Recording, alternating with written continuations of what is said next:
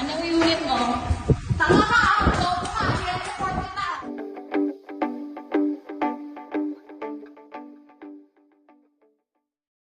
Anong unit mo?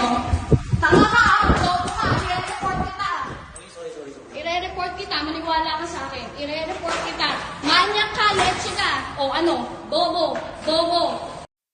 It's Showtime host na si Sian Dominguez na trauma matapos itong muntik nang mapagsamantalahan ng kinilalang lalaki na si Shervy Torno.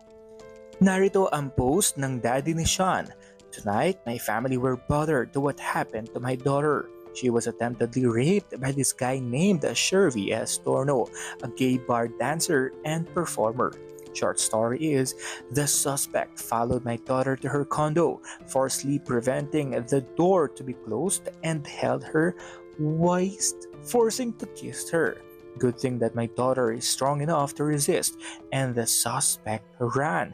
My daughter took a video footage of him as he is escaping. Yun ang ating napanood kanina, kuha ito mismo ni Sian habang syempre galit na galit, napakatapang niya at trauma ang mangyayari sa kanya after of what happened. Grabe din talagang nangyayari, no?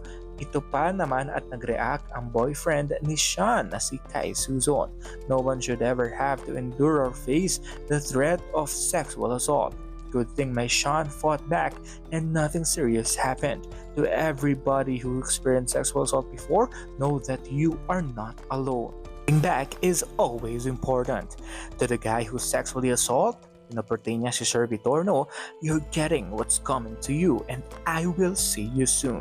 An eye for an eye, I'll do whatever I can in my power if I have to, if it means protecting the ones that I love. Ay nako, grabe na talaga ang kasalukuyang nangyayari siguro kay Sian, no? Dahil napakahirap.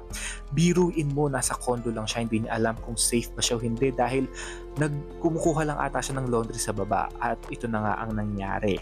Hindi natin alam kung ano ang tunay na istorya, kung ano nga ba ang background nitong si Shervy Torno, kung bakit niya ginawa yun sa host na si Sian Dominguez. Siguro ngay may matagal na pagnanasa itong si Shervy Torno kay Sian Dominguez at baka same din sila ng unit or same floor, hindi talaga natin alam. Abangan natin ang buong kabuuan nitong storya nito at kailangan at dapat managot itong si Shervy dahil hindi biro ang ginawa niya sa It's Showtime host na si Sian Dominguez. That's it for now. This has been Jay Gumanangan TV. Thank you for watching. Welcome to Jayco Managan TV. So,